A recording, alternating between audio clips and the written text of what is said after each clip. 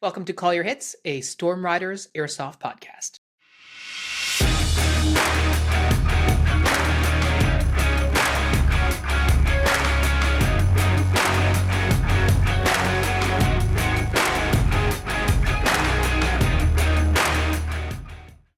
Thanks for joining us, everyone.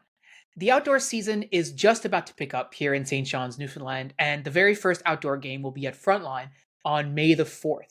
It's been a long winter, and we are excited to get back at it. Now, before we dive into the episode, I just wanted to shout out that we are less than 2 months away from AMS Iron Horse 6.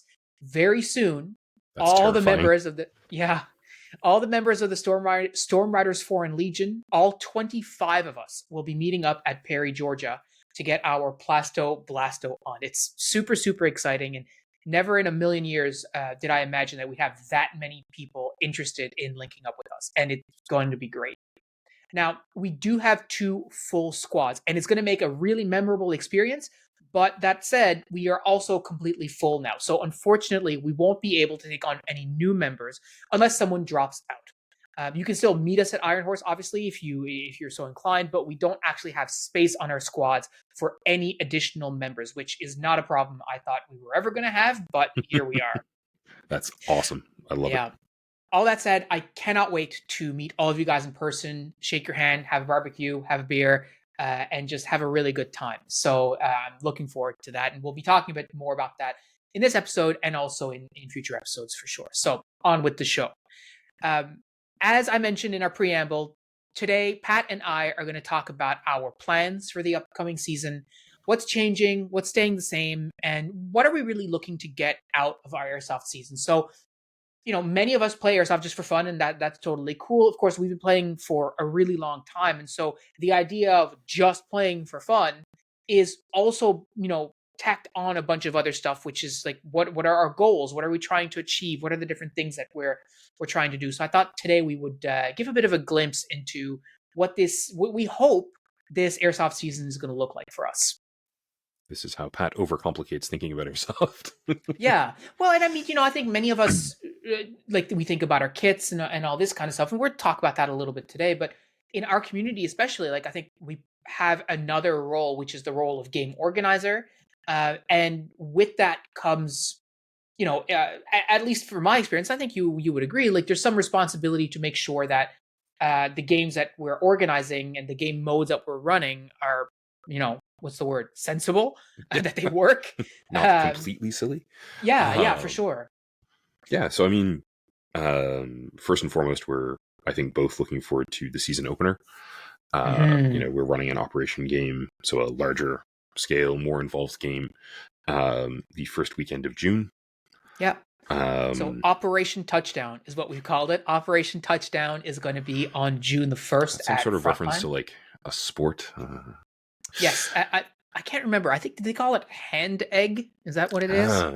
It's like an egg-shaped ball that you throw with your hands. I think that's what they call it, hand egg. We'll double check with the Discord later. They probably can tell us. Yeah, it's very obviously a reference to gridiron football. So it's this idea came from last year playing games of tactical football and realizing that sort of concept in a limited space, which is one game, one fielder basically, might be applicable on a larger context by moving stuff around and based on also feedback from the community as well. So one of the pieces of feedback that we got last year was, do a game with a juggernaut, which, I mean, okay, whatever. But then we got to thinking about how could we build a game around that, right? How could we make it so that there could be a juggernaut, but it wasn't essentially right out the gate, one team had one or both teams had one, because of course that's a specific role that, if 2 teams have one, it's in my view, it felt more like a prize that one team should be able to get. And so we wanted to design a sort of a game around that. I mean, if both teams have one, then it's not as special, and also theoretically they just bump into one another and shoot at one another indefinitely. Yeah. So we'll be doing a more fulsome sort of overview of that game as we get a little bit closer. But yeah, I think the season opener is always a good way to start the season. We did that last year. We've done it in the past. It's been several years since we've done anything like that. And it's just a really cool way to get the community together and like come out to one big event and It get as motivates many people people to on the like, field as possible. it motivates the people who are less chomping at the bit than we are to dust off their Hmm. gear and come out and play some games. And Yeah. nothing makes people want to play airsoft like playing airsoft. Yeah. you know, That's such a great point. Yeah. like it feels like a truism almost, but like it's not a thing we necessarily think about. Um, Especially where we live, like, over the winter, if you don't play at the indoor and you just basically hang up your gear for several months at a time, many of us are chomping at the bit, but I think you can also sort of fall into other hobbies, right? You can find other things that you want to do. And sort of to- the luster sort of like totally, I'm like, just sort of goes away. time is very finite. Um, for the more grown up players, and the younger players just have so many things dangled in front of them to go try and do, Hmm. right? So I think it just creates a good kickoff for the season, and it gives us something to look forward to and plan for during the winter, which has I think been really good for keeping up our engagement. Like not in the sense that we ever are like, oh, I don't care, I'm not engaged in airsoft or with airsoft at all, but in the sense that like it gave us something to be excited for in March when it was like, well, only 4 more years of winter. Yeah, totally. And also thinking about like keeping us sort of in the mindset of like what is the community doing, what like how are they going to respond to this, like Operation Touchdown is unique because we've never really run a game like this. So the idea behind the game, besides sort of what I've talked about, was trying to figure out like how can we create a game where the Storm Riders as a team can play but not be unbalancing one way or another, and also not be split up, because I mean we're on a team, we never ever get to play together. So how could we build a game around utilizing that factor? And so the reason, in a synopsis, the reason the game is called Operation Touchdown is because the core mechanic of the game is going to be that the Storm Riders are the football, and whatever team is trying to bring the Storm Riders group, or like however many players they have, to the other side of the field to score like a touchdown essentially. But then once that's accomplished, or if they fail within a given certain window, the play flips, so the other team gets the football and they get to try, right? And so in that way, not myself and Pat, because we're going to be running the game, but the other guys who actually get to have a bit of fun, I mean, we they have get fun. to It's just basically, not the pew-pewing kind for this particular event. yeah, I suppose. But they basically are going to get to run the field back and forth all day, being supported, but then also fighting with the people that they're helping. And we'll talk about more details, like I said, in later episode. But that mechanic is unique. We haven't seen anything like that at our field before, and so we really had to spend a lot of time thinking about, how is the community going to react to that mechanic? Not in the sense of, oh, are they going to hate it or whatever, but how are they actually going to do that thing when Yeah, it comes to the game? Like, how are how they are they gonna going to how are they be going to successful? execute it, right? Yeah, And how exactly. are they going to execute it effectively? So like, that's been really positive. Um, stepping away from like the immediate thing that we're excited about, Mhm. between now and our actual opener, I need to get, and I think you probably also need to, like, we need to clean and lube our regular HPA regulators and get those like condition one. I actually did that a couple weeks ago on insistence from Matt, who said something along the lines of, "Stop whining about it. It takes like 5 minutes." Oh well, And he sent me a video, and he wasn't wrong. It took me 15 minutes when I first go at it, but mine, and so I tested it, and it holds pressure just fine. So I'm good I'm to go there. glad that one of us has gotten that done. Yeah, it really is not um, rocket appliances. Like, it's very straightforward. um, yeah, I feel like I'm overcomplicating mine in my head.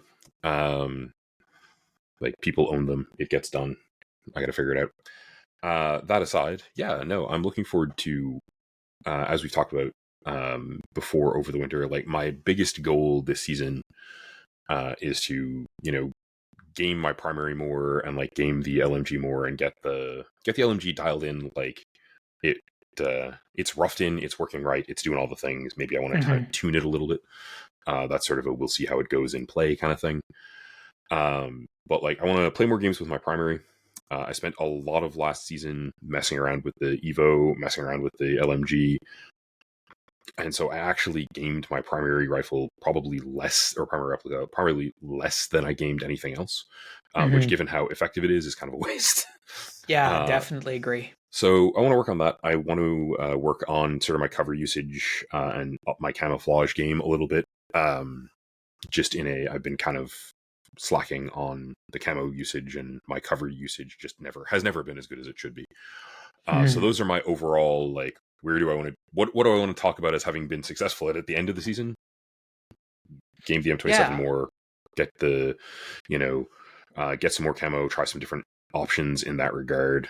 Make sure I'm, working on my cover utilization. So the cover utilization thing is sort of my, like, during gameplay that's not, skirmishes in the village, foolishness. Yeah, yeah, or nonsense. Try to work on, like, being prone more often, being in better cover, trying to play to that and use that more effectively, which Cal assures me means getting shot in the face more. So that'll be fun. yeah. um, Definitely does. you know, most of my kit stuff is pretty squared away. I have a couple of things I want to tinker with in terms of, like, breaking out my kit and going through everything to make sure, again, that it's sort of ready to go. We talked about maybe the idea of doing a video about that, so that might materialize. Yeah, I'm not going to put Phil on the spot for it any more than I just did.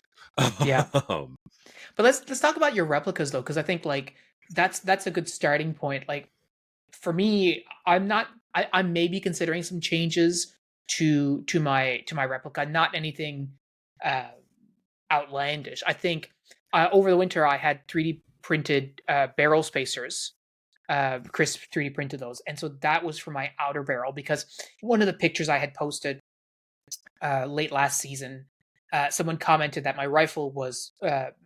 I was holding up my rifle against cover, which I do all the time, but the barrel was sort of bent. The outer barrel was sort of bending upwards while I was doing that. And obviously, like if there's any issues with my inner barrel or any like air seal issues or whatever, like that would be yeah, contributing that's to it. definitely And going to so exacerbate them. yeah, so I got those 3D spacers printed. So now like it's rock solid. They're black, so you can't notice them. Like they just look fine. Ideal. But they're rock, like the whole unit is like a rock solid piece, which is what you would expect, right? So even though technically it's like a floating barrel or a floating handguard or whatever, it's not. It's one solid piece. So Nice. that's not going to be an issue anymore because if my barrel is rested against a piece of cover, it's just held in place by this very thick plastic spacer, so it can't go anywhere, which is really really good. But I've been toying with the idea of like, do I want to take that barrel extension off and either replace it with the suppressor, which would be kind of cool, or do I just want a shorter barrel? Right? Do I want to shorten because the rail is fine, like it's not, and I don't think even at the full length it's too long for me. Yeah, I I mean, mean, it's clearly I a haven't had any issues with it. yeah. I don't think it's a practical issue so much as it is a, like, do you like the idea of it being carbine length? Um, and I also don't think in terms of, like, range or overall efficacy that there's any real issue with doing that. Like, I think we can do that and just be like, yeah, no, that's fine, whatever.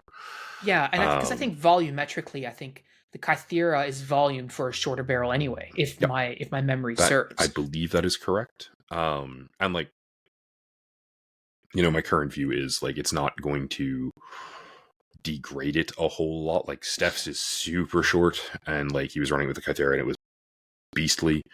Hmm. You know, so I feel pretty positively about that from just a mechanical, like, oh, is this going to work point of view. So that's really strictly a, do you want to do it? Do you think it'll be, like, fun, good, cool? If yes, great.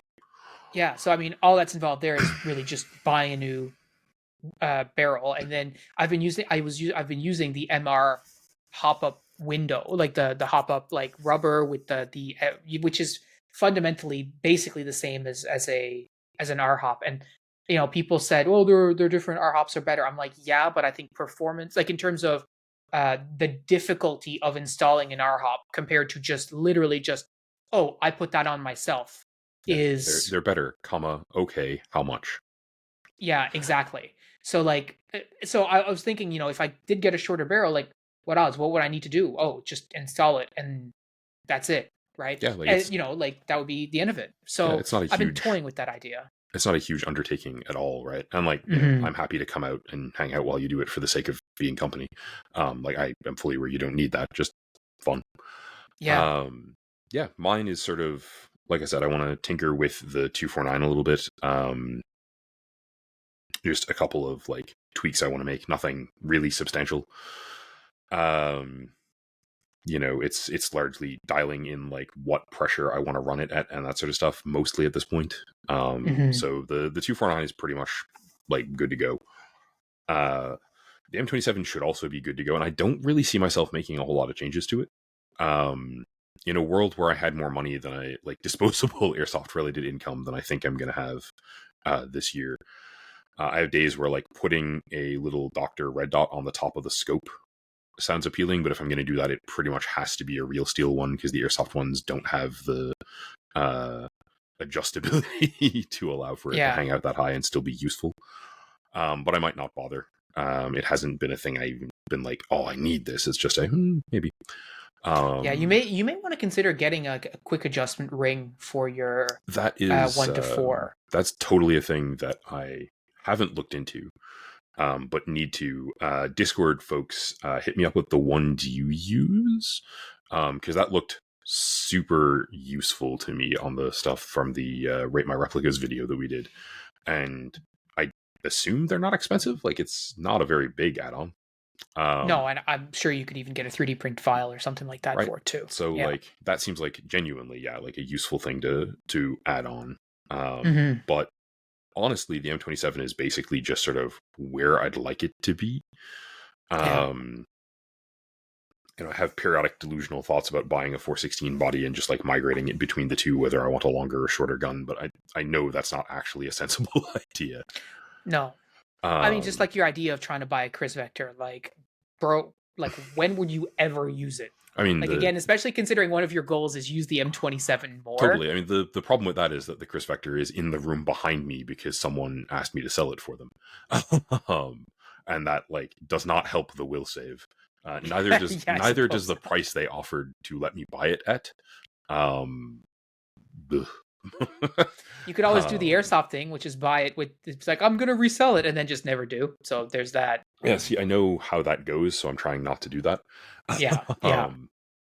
No, and like realistically, I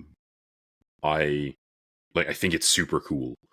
But if I'm gaming it, I'm not gaming one of the other super cool things I own. Yep, that's exactly right. And another weird things in my life, just people are going, hey, I know you, and I know you like know how to deal with airsoft stuff. Can I get you to sell my gear? Strange life. So I have a Chris Vector currently that I'm selling for someone, and I'm going to have an RPK shortly, and that's going to require an entirely different attempt to not keep it. Yeah. Right. And right now, as I said that, the Discord is messaging me. I will be added as this plays when this video comes out, going, buy it. I can, and I mean, I very well might be that person too. And because we both know it. Yeah. I mean, RPKs. And at least that's something like genuinely, like different, but also half sensible. Like the Chris is just sort of like, does Pat need to buy his 345th gun to try to use in the village? Yeah, he has one. Like, and to be honest, I mean, the RPK, I mean, it's an LMG, and it's not like you have one of those, right? I mean, look, yeah, and who was asking me about the AK? Yes, well, listen, I don't have an AK, so what can I say? I don't either. Yeah, I suppose like that's fair. Look at it. Yeah, it takes AK. But yeah, I mean, I think just all joking aside, like we, in terms of replicas, like we are kind of set. Yeah. Like anything that we got would be like for the shiny factor. There's nothing we really need to purchase. Like there's one other like completely horrible dumb thing on the like replicas side that doesn't involve people wandering by my house and being like, do you want to buy this? Which is the Discord folks you're just bad influences. I love it, but have genuinely they made me go watch enough videos on HPA AAPs that I'm a little interested now. Oof. Yeah. Just Yeah. like you made me watch too many things, and they are kind of cool. So I'm gonna try to ignore that until it goes away. So, um, I mean, yeah. So our plastoblasters, let's call it, are set, but our blasting gear. I think you mentioned some kit changes. I'm curious, like, what are you looking at for kit changes? So I guess I'll address the stuff that we've already talked about really briefly. So I have a Serpa for the PX4 now, so I can actually run that for the Hmm. first time. Um, this new PX4 for the first time. So that has existed in my house for a season without getting actually taken to the field. It's going to just get run now. I am shifting to 0.36 gram BBs to heavier BBs for all non-LMG applications. They're probably not going in the LMG because they cost too much, Yeah. and because I feel like it's a bit redundant. um, like, oh yeah, heavier ammo for more accurate. It's an LMG. It goes vert. It's fine. Yeah, unless you're like Um, heavily accurized on your LMG and stuff like yeah, some and of the like guys build. yeah, and You're like that's where your M27 is. totally, and like the LMG in this case is running, a short barrel. It does have an R-hop in it, but it's running a short barrel. It's meant to be sort of, the M249 para light-ish, easy to move around. Mhm. And I don't see myself changing any of that. Um, I've built it the way it is because I like it the way it is. Um, you know, which I guess means that if I wanted an accurized LMG8, the RPK would sort of quasi make sense, but try not to think about that. In terms of, the M27, like I said, we're upping the ammo count a bit, or rather the ammo weight a bit, to try to get, as much sort of first round accuracy as we can manage, which means I'm going to have to dial that in. But that is, fun. Mhm. um, in terms of like actual adjustments to my kit, I have tinkered with my boots a bit, by which I mean I bought a different pair of boots, still hiking boots. Definitely thinking those are going to be pretty good. What Um, did you pick up for hiking boots? it's a pair of Merrells, Okay. just in a. Uh, I've been talking to the magical feet doctors, and they tell me that I've been wearing the wrong shoes. um, So that's sort of just a like comfort slash falling over less kind of problem or kind of Yep. fix, which is pretty good. Going to pick up, probably not for the season opener, but sometime in the next month or so, that new camo top layer. I want to try a couple of things. Um, you know, so I'm going to work through a couple of those maybe over the course of this year. Partly you're going somewhere where you can buy a lot of camo, so I might ask you to pick me up a top layer or two. Yeah, sure. You're wearing M frames too this year, aren't you? Yeah. So those are going to be really cool. I've been puttering around with them just to see how they like do in fogging and stuff, and they're Hmm. really comfortable. They're a lot better for getting in on my scope. Like the Hmm. the goggles I was wearing are ESS line ups, which are designed to wear glasses under, so they're like big chunky Super things. thick, yeah. So the M frames are much much lighter, much more comfortable, much more compact. Um, Better peripheral vision, which is not a thing I'd thought about. Like I hadn't thought about the fact that the ESS come out quite far and that they were costing me peripheral vision, but that should be neat. Hmm. Tinkering with how I have my push to talk for my radio attached, mostly because it falls off all the time and I need to police that. Hmm. It's just Hmm. it's a consistent mild irritation, and I'm sort of like, I should deal with that before it becomes an irritation again this year. Tape it. Yeah, pretty much. Yeah. I like, and that's the worst part, right? Is like, how hard is this to fix? It's not. Okay, cool.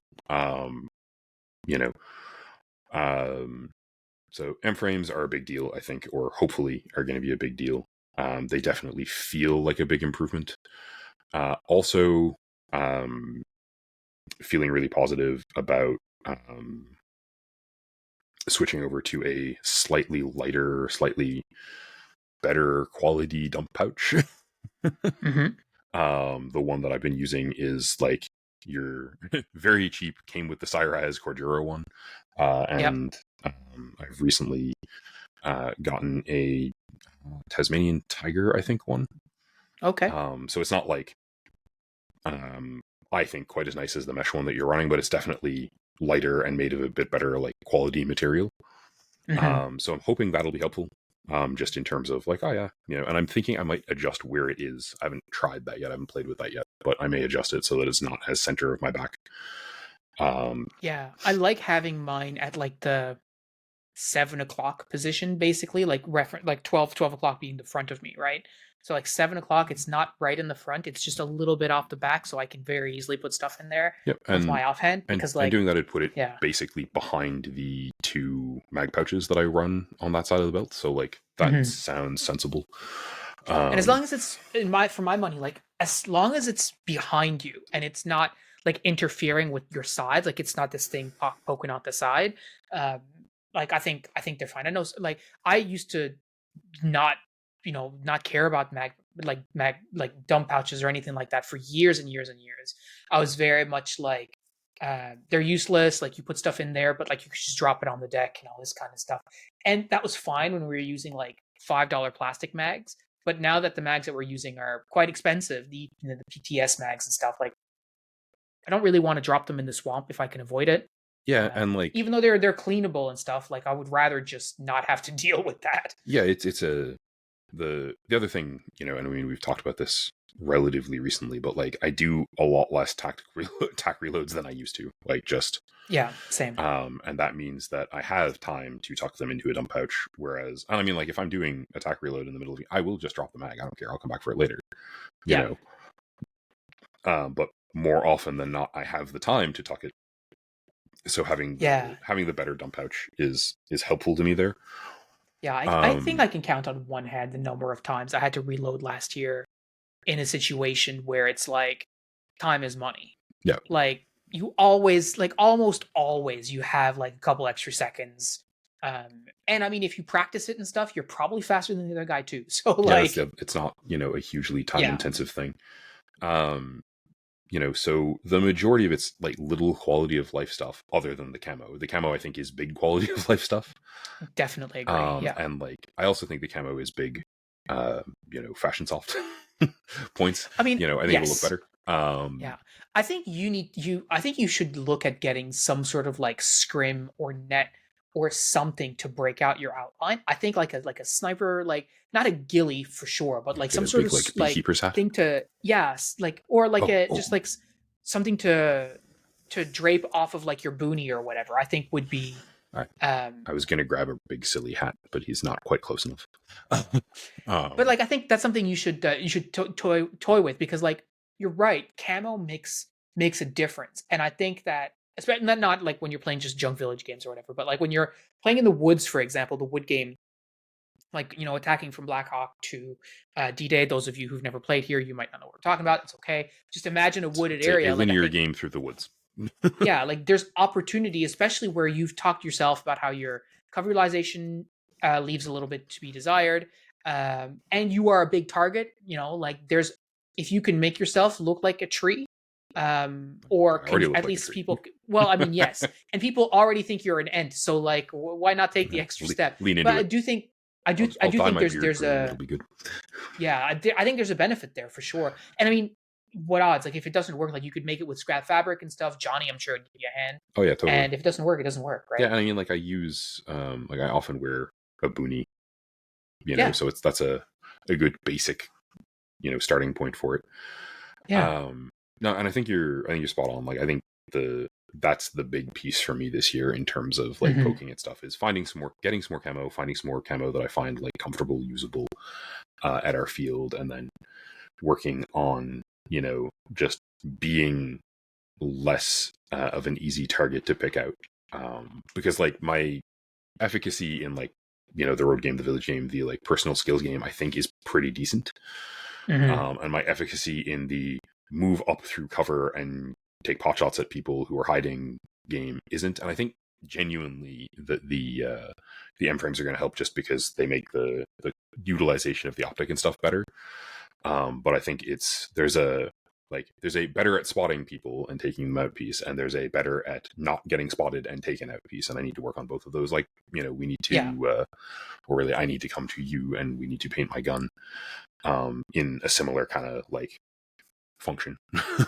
Yeah, and to be honest, I mean, I do think I think your assessment is fair. I also think that the latter is the bigger problem. I think you're pretty good at picking out targets and you're pretty good at reaching out and touching them. The challenge is historically, because I know how you are, you have been in situations where you lose your patience or whatever, and then you just everything is like because you don't care about getting hit. You're like, all right, that's it. I'm just gonna go. But you Yeah, and like Stefan doing that is different because he's like a quarter of your size. And so he could get away with that a lot better, especially understanding that right now, as yeah, as you discussed, like as well, like your mobility in terms of prone and stuff is not where you want it. So I think that's totally fair, and your kit can help. The kit can help mitigate certainly part of that. to But use the sort of yeah, the sword fighters analogy here, if youth and skill are no longer options, and let's face it, I'm old, then age and treachery will suffice. yeah, exactly. I know for myself, like I've got basically the first like month and a half of airsoft for me is going to be testing out my Iron Horse kit. I think um, what's really interesting for the people who are coming from different parts of the states, and maybe even Frosty in Australia, who doesn't get to play a lot, but he plays like weekends and stuff. Like for us, like kit sustainment kit, or like being able to carry enough stuff to keep myself going for like an hour or 2 hours hasn't been Yeah, a thing that's since the last Stalingrad game, yeah. I mean that's right? not, especially because for the longer games we're almost always running them, right? Yeah, exactly Like we right. have free Exactly reign of the right. field. That's literally been almost irrelevant to us for years, right? And like a lot of people in the in the like the organizing thread and stuff are like, well, don't worry, you'll be going back to fob a lot. Like you'll have the opportunity to drink and stuff like that. It's like that's true, but also like I'm still gonna want to carry at minimum, let's call it a liter and a half of water. I probably will be carrying more than that just because I think my bladder is 3 liters and I hate a half empty bladder. But like like so I've got to get used to carrying that on my back, which I never ever do at frontline because games last at most 30 minutes. When am I not going to have a chance to drink water? Yeah, Right. So I don't carry that. So I got to get used to carrying that. yeah. Both of our hydration just sort of lives in the safe zone Yeah. almost every Yeah. day we're at frontline, right? 100%. You know, And then the other thing is at Iron Horse, I'm going to be carrying two radios because your squad has your radio, whatever that is. So at time of recording, not yet, but by the time the listener, listen to this podcast, we will be like ham certified. Like we'll have whatever we need from the Canadian government to show that we can use, the Baofeng radios across the border with them, do all that stuff. So I'll be using a Baofeng down there, which is going to be our team radio. But the squad, excuse me, the platoon net is you get provided a digital radio, oh cool. right? Which is like it's a Kenwood plug and all this kind of stuff, just like our current. But that means I'm going to have two radios, which means I'm going to do headsets, Mm-hmm. right? And so what I've decided I was going to do is I'm going to run the squad radio on an earpiece inside my ear like my hearing protection, my Howard lights, right? And then I'm going to run my squad radio on my speaker mic. So I'll be able to hear it, of course, through my amplified hearing, but everyone else around me will be able to hear it too. So from a squad information point of view, it's going to be helpful. Like if there's people around me, they can hear what the comms are saying. I don't think stealth is going to be a factor realistically at this game. And if it is, it's likely not going to be me, the RTO, hanging around with Sam, the platoon, or excuse me, the squad lead, right? Like it's going to be other people who are trying to Yeah, stick around or you're stay not quiet going and to be cover or whatever. the most forward element Yeah, a whole lot of the time, unless things have gone pear shaped. but I'm not testing that kit at Iron Horse. Like I have to be sort of like, yes, this is comfortable. Yes, this works. Like all this kind of stuff. Yeah. So that needs to be tested, and also just the clothing I'm going to be wearing in terms of my pants and my helmet and like the battery pack that I'm going to be running, the GoPro setup, all that stuff has to be locked in. The only variable is going to be whether or not I use an HPA setup down there, which is a potential thing that Chaz and I talked about, because it's flying with a tank is complicated. And he's got a tool though that helps, so we might do that. Or am I going to run AEG, which I'm fine with because any of his AEG guns are phenomenal, so I don't have any issues there. That's the only thing that's changing. Everything else is going to be the same. I'm bringing my bags. I'm bringing my boots. I'm not wearing my boots. I will wear my boots at frontline, but at this field, I'm actually going to run my trail running shoes Hmm. because the field there is, how do I put this? Better maintained. Not as hazardous as Frontline. Yeah. So I can get away with wearing trail runners there, and they're more like cleated shoes. Okay, So cool. that's going to be really helpful. They're also So probably that's better gonna, for hot weather than your hikers are, I would think. oh yes, well there's that too. Like they, a lot more breathable and stuff like that. So I have to test out all that kit and make sure that it works, because if there's anything that needs to be replaced, I don't have a huge window to do that in. Especially understanding since the first game is this weekend, and I'm not sure yet if I'll be able to attend that one, and if I can't, then I lose another week. So it's going to require some testing, some running around, make sure that everything is dialed in. But aside from that, like I'll be wearing the same type of face pro. I'll be wearing the exact same chest rig, like all that stuff. So I just got to make sure that it's dialed in. And I don't foresee any other changes to my kit this season, with the exception of, at Iron Horse we'll be wearing civilian clothing, and the rest of the time I'll just be wearing like M90 probably, because yeah, but I mean, M90 like is the best. the stuff that you're wearing for Iron Horse, is still in that like loosish, comfortable gear range. Like, I don't think that's going to be a big problem. No, that's right. And the shirt that I'm going to be wearing is like a sun shirt, like a SPF 50 gray shirt, so it's light gray, so it's not like absorbing any too much heat or whatever. And I'm doing all that sauna training too to help fight off the heat. So hopefully I won't suffer too much, because like I said to the guys, like I'm not going to heat casualty. That's not going to be me. Yeah, no, Mostly because I know what it feels like to get overheated. And I'm not gonna let it get to that point, but I also want to make sure that everything is dialed in. That's a thing to be smart about for sure. Like heat stroke is not a fun experience. Yeah. So aside from that, like everything else is gonna be tested before we go. And yeah, so that's one of my goals. And then when I come back, who knows if I'll still be playing Airsoft? I may not want to do. Yeah. So it's a funny, as a side note, it's a funny conversation I've had with some of the guys, because it's like, how do you go to an event with like 800 people in this huge venue, rolling with 25 other players who are like part of, or 23 other players who are part of your like larger squad, guys who are like really serious about like, don't take themselves seriously, but they're serious about, working hard and like getting after it and doing all this kind of stuff, throwing pyro and stuff, and then rotate back to your regular field and then just have any appetite to go and do that. I mean, like, I think I hope the answer is sort of, different flavors are both still good. It's definitely going to be weird to have gone and run, like, your squad is the size of some of our OK Saturday days. Right? Like, there's some of our, like, 25 people, 24 people is better than a lot of games that we had last year. Yep. Talking to Jordan about it, I think one of the things he said is like, yeah, it's like you said, like it's a different flavor. And in a lot of ways, those larger games can be sort of impersonal. Like it's not about you or your squad. It's like, it's the larger thing. It's the objective. And you really only get to experience like one small portion of the overall, right? And like, obviously Iron Horse has loads of wicked things going for it, but you can't shoot Pat at Iron Horse.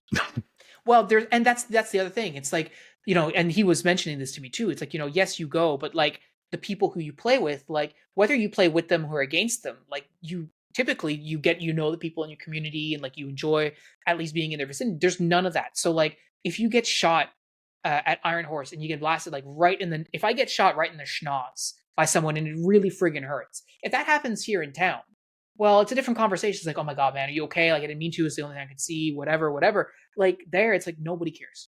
Right. So there's that other aspect of that impersonal aspect of it that is different. And so ideally, hopefully it gives me the appetite to do that kind of thing again, but also really happy to bring some of that knowledge back to, to the types of games that we run, understanding that it's a completely different environment.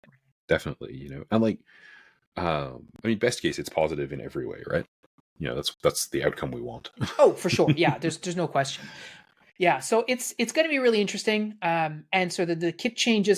This is really the first time that I've had to modify my kit to suit a particular game. Like, maybe that's not really true. I think back the first time that we played that Operation Asgardian chill, I think is what you called it, where it was like the small squad of us, like the Mm, 6 of us rolling in the woods. That was the first time that I had to actually like think about, okay, how am I setting myself up? How am I setting my kit up? And like we thought we knew everything about it, and like we absolutely didn't. But that's beside the point. But like this time is very different. This is the first time that I had to consider, okay, well, where are my bandages going? yep. Right. And then with the team talking about, okay, let's standardize where we all put this. Right. Oh, I need this medic card for my real world medical. Right. That needs to go in this specific place. Right. So like That's these legit. Like, and that is not a thing we need to think about here. Like, you know, yeah. um, So and that's not like I'm going to be testing out where I keep my medical card. Like I know where it needs to go. I'm just going to laminate it and put it in my pocket where it's supposed to go. oh Like yeah, that part totally. is fine. But Yeah. but it's a thing that we don't have to think about. Exactly. So that part is interesting, and I mean, obviously, I'm very much looking forward to Iron Horse, but I think it's the testing is going to be. This is the first time I've actually like tested my gear out with the purpose, right? Like this needs to work, and I need to figure out very quickly what I'm going to do, what I'm going to change, etc. And also like how much we want to carry. That's a conversation John and I are going to have because like his idea for Iron Horse kit was like basically carrying his entire worldly belongings on his person, and it's like there's no need for that.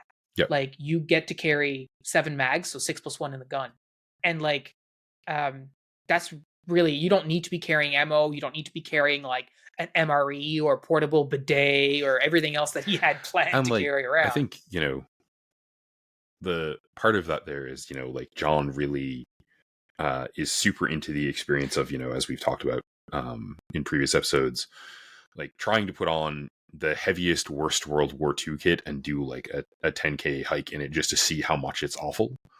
Yeah. And like that gives him genuine joy. He's here for that as an experience. Um, If he does that at Iron Horse, it's going to give him genuine heat well, stroke. and So I that's what I would, was getting at, right? Is like, yeah, if he does that here, like it's not actually going to contribute necessarily positively to the experience for him. And that Mhm. probably is a thing to avoid. Yeah, absolutely agree. So yeah, it's going to be an interesting thing. The other thing that we're, one of my goals this year, I think is, we did this a little bit last year. I want to do this more, and it's trying out new game modes. I think last year we had a a good bit of fun testing out some game modes because I had a bit of an injury, so like I couldn't play the game, but I could run some games.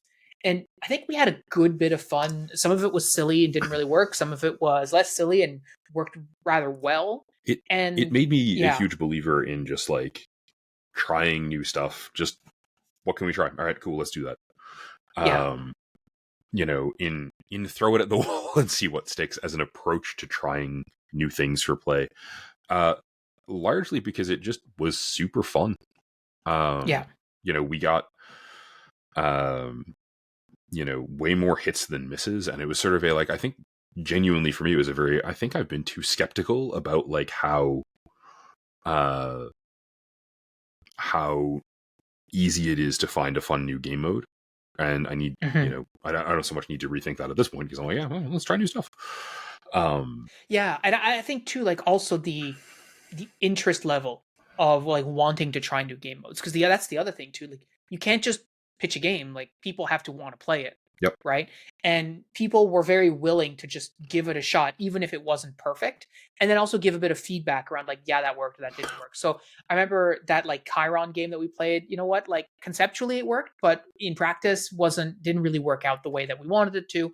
So we didn't end up playing that one past the first day. But football, that worked really well. Yeah, and Um, like willingness to try stuff and willingness to tinker with it and be like, okay, what can we do to change this so that it's just like a little more interesting for everyone was mhm. really, really good. So one of the ones that I definitely want to try next year that we didn't try this year is that Convoy game, and I don't remember if I told you about the concept for this one, It's not ringing a but bell, so basically, yeah. So the idea for this game is you have one team that starts. It's a full field type of game. You have one team that starts at the back side of the field, like in the D-Day bunkers, like far, far, far, far, and then the other team starts at the entrance of the field, the main entrance, not the path in the woods, but like the main entrance. And they okay. have with them a crate, and the crate needs to be carried by someone with 2 hands or whatever. Like so, one person has to have 2 hands or 2 players 1 hand, whatever you want. And when the whistle blows, only that team starts, and their objective is to get that crate to the village. but they have to walk it, Okay. right? Then at some point along the journey, a second whistle will blow. And when that happens, their convoy has hit an IED and is now stuck. So they need to put the crate down and they need to defend it wherever it is for 15 or 20 minutes or however long. And at that second whistle, the other team takes the field to attack them. And their job is to Step hold one, them go off. for a walk. Step two, all Yeah. right, now it's terrible. And then so the objective is for the other team to wipe out the attackers and get to the crate or touch the crate. And if they touch the crate, they win. The other team, their objective is to wait for the timer for the vehicles to get fixed or get out of the way or whatever, so that they can pick up the crate and back it out the way they came. So the reason that I think this is neat is because it gives the ref the opportunity to change how the game kind of is going to proceed based on when they blow the whistle. Because as you can imagine, if they blow the whistle earlier, well, when the timer runs out, it's going to be easier for the other team to back it out because they're closer. Yep. But likely, how much cover is there between the start of that all the way to basically like the oil tank? Like there's not a lot of cover. So if that crate is in the middle, it's going to be tough going for the defenders. The crate is your cover. Enjoy. Right? So I think that's a game that I want to run, and I want to see how the players respond to it in real time, because I think that will lead to some interesting defensive strategies. Like, okay, so the crate stops in the middle of the road. How are you setting up a defense here? Right? I know what I would do, and I'm not going to say it on here in case any of y'all scamps are listening. But the reality is, like, the crate stops, you have to figure out a defense. And you've got so a lot of, you're going you to have do a lot of whatever. options and not a lot of time. Yeah, and then but the other team, now they're running to you, or they ought to be if they know what's good for them. They're running to you. What are they going to do? Like, are they going to run through the village and use that? How close are they? Right? Are they going to run from the top, and are they going to try and flank you, or what? Like, yeah, there's a lot of different to making options. your life miserable. Yeah, exactly right. So, and then your objective is to run down the timer. Like, I think there's a lot of different moving parts, and it's pretty dynamic. And I think it lends itself to someone coming up with a strategy and trying to execute it. And then how did that work? Okay, next time we do that, we should try this thing or try this other thing, right? Yeah, no, I'm definitely seeing the appeal. Yeah, so that is a game mode that I've had on the back burner for a while. It does require a larger number of players, I think. Like, if you try and do this game mode and it's like 4 defenders and 5 attackers, it's not going to go because there's so much distance to cover. Like, it's going to be, going to be a bit of a slog, a slightly right? bigger day. Yeah.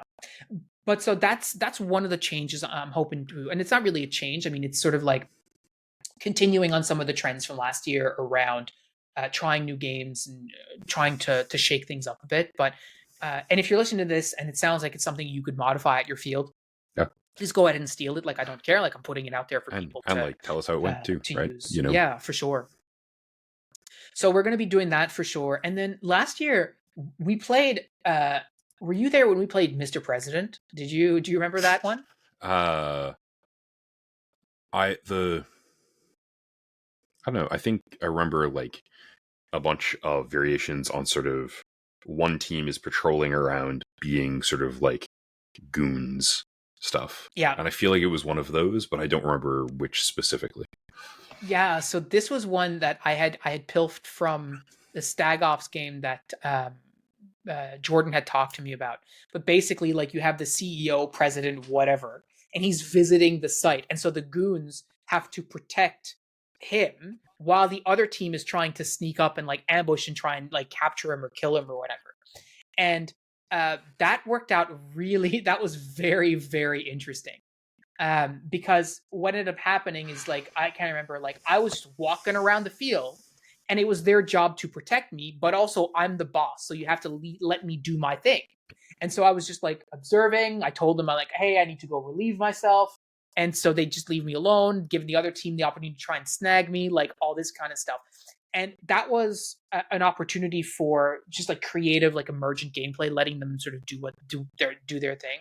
And I want to expand on that this year because I do have an op written up for that type of day. I don't think it's feasible from a logistic standpoint to run it at frontline. I think the challenge is that it's going to be way too limited in terms of how many players are able to be there, which in turns limit how much revenue they can get, which is not great for that business. Yeah. Like we would have to offset that in some way to say, well, we'll, like they have to pay double or triple what they would have to pay normally, which is not Yeah, appealing that either starts to to those become a problem in a players. separate way. Yeah.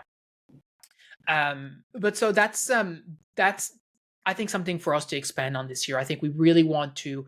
My goal, I think, overall for this outdoor season is to really revamp like all the games that we play, so that we get away from this whole like, hey, all right, we're doing a couple quick games in the village, and then we'll do team deathmatch, and then we'll do a road game, we'll do a woods game, and then we'll do zombies, and everyone goes home. Like that's like not what I want to do this year. I really want to try and keep the games as entertaining as possible. And I know last year Jeff was also trying a couple of different game modes, which are pretty cool. And so I think the ticket for us is going to be keeping them simple, but keeping them like, hey, let's like simple in terms of like complex in game, like in the sort of the depth that you can get from the game, but simple enough that you can sort of just explain them easy in to like explain, depth of 2 minutes. depth Yeah, of play for sure.